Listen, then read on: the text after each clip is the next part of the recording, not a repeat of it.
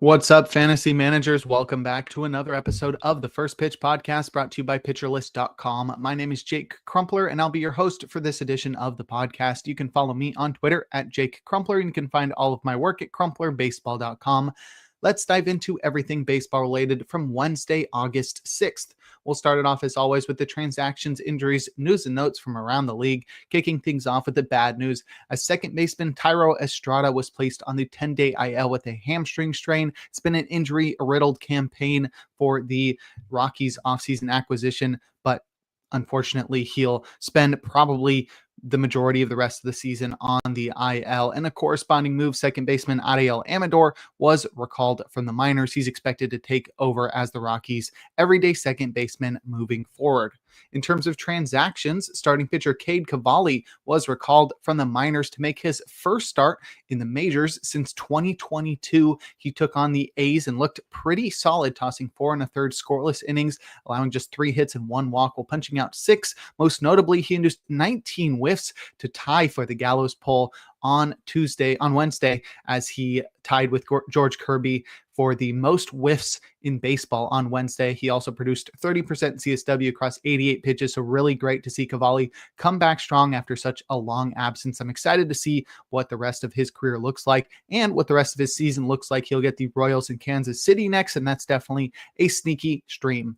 Next, we have starting pitcher Spencer Arrighetti, who also returned from a long absence. He had missed the majority of the season after fracturing his thumb, so he returned from the 60-day IL to start in Miami. Arrighetti tossed 3 2/3 innings, allowing 11 hits and 5 earned runs while walking 1, punching out 5, inducing 16 whiffs with 31% CSW across 86 pitches. So he still had the whiffability on his pitches, but he was unable to locate them in spots where the Marlins were unable to punish them. So he got punished 11 hits here in fewer than 4 innings pitched for Arrighetti. Hopefully he can turn things around against the Red Sox up next. And speaking of the Red Sox, our only bit of news involves outfielder Roman Anthony, who signed an 8-year, $130 million extension with the Red Sox. That includes a $30 million club option for 2034, as well as escalators that could max the deal out at $230 million. So Roman Anthony going to be in Boston for the next 8 years, at the very least, up to 9 years. Pretty dope. Now we can take a look at our notable performances from Wednesday, a day in which we had a full slate of 15 games. We'll start it off with our hitters, leading off with outfielder Heriberto Hernandez, who helped the Marlins to win against the Astros, going 2 for 3 with a run, a home run, 2 RBIs, and a walk. It was his 6th homer of the year, and it traveled 391 feet at 101 miles per hour. Hernandez has always been limited offensively by strikeouts. That's probably why both the Rangers and Rays gave up on him before he landed in Miami. And while the strikeouts haven't disappeared in his debut campaign, they've been manageable at a 28% rate. So while a 395 BABIP pumping up his 308 average isn't sustainable, Hernandez is showing that he may not be super detrimental in batting average despite the inflated strikeout rates. In fact, his impressive batted ball metrics suggest otherwise as well. With an 11% barrel rate and 44% hard hit rate, Hernandez will continue to hit for power while maximizing his balls in play, leading to a solid but not spectacular 265 expected batting average so far this year. That points to somebody that it's probably not going to hit over 300 at any other point in his career, but won't be somebody who completely drags you down in that department, especially while providing a little bit of power, or at least above average power due to that 11% barrel rate. And while I'm unsure about Hernandez's prospects for 2026, we can focus on the fact that he is mashing this year and receiving everyday playing time in an underrated Marlins lineup as a result. And I think Hernandez should be rostered in deep 5 outfielder leagues while he's currently mashing. And lastly, on the other side of Hernandez, we have first baseman Christian Walker, who did all he could, but the Astros lost in Miami. He went 2 for 4 with 2 runs, a home run, 2 RBIs, and a walk. Was his 16th homer of the year, and it traveled 417 feet at 113 miles per hour. Walker got off to a dreadful start this year, making a terrible first impression in Houston, batting just .213 with 10 homers and a 77 WRC plus through the season's first 3 months. But since the calendar flipped to July, Walker has had a return to form, batting .306 with 6 long balls and a WRC plus nearing 140. A lot of his recent success can be blamed on natural regression, as Walker seemed to be getting unlucky in the first half because his batted ball metrics were all in line with years past, with the only difference being an inability to make contact out of the zone. And those struggles have not subsided recently and still leave me a bit concerned for Walker's 2026 outlook. Nonetheless, the most notable change to his approach in the second half has been a willingness to utilize the whole field. His first half numbers suggest he was aiming for the Crawford boxes, attempting to pull fly balls into the short bleachers. That has always been Walker's game, though, but for some reason the ball just wasn't leaving the park this year. By using the whole field recently, though, not being so fly ball reliant, Walker has boosted his success on balls in play and is finally paying back fantasy managers who've held onto him all year. The cherry on top was Wednesday's homer, which set a season high in max exit velocity at 113.2 miles per hour, hinting at future success down the stretch. But if you'd like a breakdown of other notable hitting performances from Wednesday, check out the daily batters box article over on pitcherlist.com. Now we'll head to the mound and check out some notable starting pitching performances, opening with Gavin Williams, who helped the Guardians to win in Queens, tossing 8 2/3 innings, allowing just 1 hit and 1 run while walking 4 and striking out 6. He induced 14 whiffs with 26% CSW across 126 pitches, as Williams came just short of a no-hitter, serving up a homer to Juan Soto with 1 out in the 9th to put an end to his no-hit bid. We'll still give him the props he deserves and break down this impressive outing. Williams continues to display a deeper arsenal than he did to start the season, one in which he relies on cutters and sinkers to keep him in at bats, but it was his signature 1-2 punch that carried him in this one. His heater sat 97 with 7.5 feet of extension, inducing 9 whiffs with 36% CSW, as he was able to mostly keep it upstairs and pair it with his hammer curveball, which remained below the zone, returning 5 whiffs and 30% CSW. Meanwhile, Gavin Williams' cutters and sinkers earned strike rates north of 63%, allowing him to shoot for whiffs with his four-seamer and curveball. Williams' sweeper was pretty ineffective in this one against this left-handed heavy lineup, and he was incredibly lucky to go 20 out of 21 outs on balls in play, but Williams was on fire here and is still dope and should be trusted with the Marlins up next. And lastly, we have Anthony DeSclafani, who did all he could, but the Diamondbacks lost to the Padres. He tossed 4 1/3 shutout innings, allowing just 3 hits while walking nobody and striking out 4. He induced 7 whiffs with 34% CSW across 71 pitches. And DeSclafani intrigued me with this start. He didn't pitch in the majors at all last year, and that was after back-to-back rocky campaigns with the Giants. So it had been a good 4 years since we've seen DeSclafani find consistent success.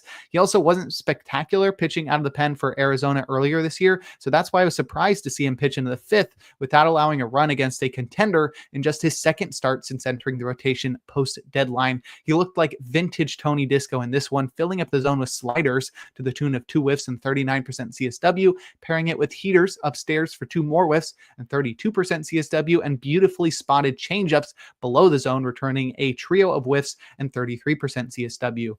DeSclafani even chipped in a few curveballs and sinkers for 5 combined called strikes, and there's why you have such a solid performance. And I can't really endorse DeSclafani just yet, especially with the Rangers in Texas up next, but he should be on our radar as a sneaky streamer down the stretch. But if you'd like a breakdown of every single start from Wednesday, give the Plus Pitch podcast a listen and check out Nick's daily SP roundup over on pitcherlist.com. And now we'll head to the bullpen and check out the relievers that got saves and the closers that pitched outside of save situations or blew their saves. Starting with the former, Randy Rodriguez bounced back with his 3rd save following a perfect 9th. Hunter Gaddis got the final out of the game after Gavin Williams lost his no-hitter for his 2nd save of the season. Cade Smith had pitched on back-to-back days, so he was resting there. David Bednar pitched a 5-out save with 5 strikeouts and a career-high 42 pitches to record his 18th save of the season. Devin Williams had pitched on back-to-back days, but Bednar seems to be on track to eating into Williams' save opportunities. Pete Fairbanks recorded his 19th save with a perfect 9th. Riley O'Brien pitched a hitless 4-out save, his 1st of the season. Jojo Romero recorded 3 outs across the 7th and 8th in a tie game in that one. Lake Bacar recorded his second save with a scoreless 9th. Ronnie Henriquez pitched a scoreless 7th, and Calvin Fauché pitched a scoreless 8th. So not sure why the Marlins are switching it up, but they are. Trevor McGill worked around a solo shot for his 26th save. And lastly, Mason Miller pitched a hitless 9th for his 21st save. In terms of closers to pitch outside of save situations or blow their saves, Dennis Santana got the final 2 outs of the 8th, but then allowed 2 runs while only recording 1 out in the 9th to blow his second save and take his 4th loss. Keegan Aiken pitched a hitless 9th up by 4. Will Vest pitched a perfect 9th down by 5, and it looks like he is losing his grasp of the closer role to Kyle Finnegan. Daniel Palencia allowed a run while pitching the 9th up by 6. Robert Garcia served up a homer while pitching the 7th in a tie game to take his 7th loss. I would expect Phil Maton to get the majority of saves moving forward for the Rangers. Victor Vodnik served up a 2-run homer while recording just 2 outs in the 8th with a 9-run deficit. Classic Rockies. Kenley Jansen pitched a hitless 9th, trailing by 1. Jose Ferrer pitched a perfect 9th in a tie game and earned his 3rd win when the Nats walked it off in the bottom half. Michael Kelly surrendered the winning run while pitching the 9th in a tie game for the A's to take his 1st loss. This was probably a hint at Kelly being used as the closer moving forward. Carlos Estevez pitched a perfect 9th up by 4. Raisel Iglesias pitched a scoreless 9th down by 2. And lastly, Kyle Backus served up a go-ahead 2-run homer in the 9th to blow his 1st save and take his 2nd loss. So nobody can lay claim to the Diamondbacks closer role at the moment. But if you'd like more information on relief pitchers, check out Rick Graham's weekly articles over on PitcherList.com. And before I look forward to today's games, we're going to take a quick break. Now we'll look forward to Thursday, August 7th, the day in which we'll have just 4 games on our slate, leaving the only matchup to watch, or at least the most notable matchup of the day is usually what I call. I don't know why I try to switch it up. Nonetheless, we'll see Paul Skeens square off against Brady Singer. Always a blast to watch Paul Skeens, an honor to watch Paul Skeens. He's incredible, and Brady Singer has been pretty solid. I think he was awesome in his last start, so this could be a pitcher's duel here. In terms of probable starters, we've got 3 guys in the auto starts tier, including Skeens. We've also got Logan Gilbert versus the White Sox and Uri Perez in Atlanta. Our probably starts tier has 1 guy, that's Brady Singer, and our questionable starts tier has 2 guys, and that's where we'll find our streamer of the day in Jacob Lopez against the Nationals in our nation's capital. Lopez has been pretty solid this year, definitely an underrated streaming option. He is a southpaw and should take advantage of a lefty-heavy lineup in Washington. I'd also keep an eye out for Shane Smith in Seattle in the other Washington. He's also in the questionable starts tier, and Smith has not been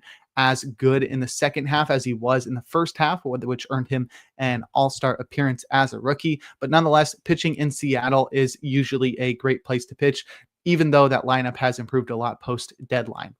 In terms of hitter suggestions, I'd be looking at Isaiah Kiner-Falefa versus Brady Singer in PNC Park.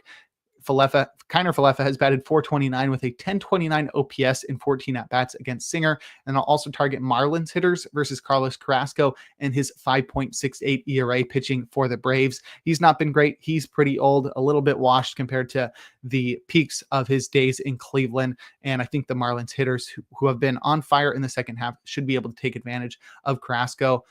And now we'll close things out with our relievers to watch. And it looks like everybody's going to be available today. Of the 8 teams that are playing today, all of their closers are rested and ready to go. But that'll do it for today's episode of the First Pitch Podcast. Make sure to head on over to PitcherList.com to check out all of the great articles and features we have on the site. Sign up for PL Plus or PL Pro to gain access to the Discord and to support the Pitcher List staff. You can follow me on Twitter at Jake Crumpler. Tune in live on YouTube tomorrow and every day for a new installment of the podcast. Trevor Hooth will be with you tomorrow and throughout the weekend. And make sure to enjoy the day as we are blessed with another day of baseball.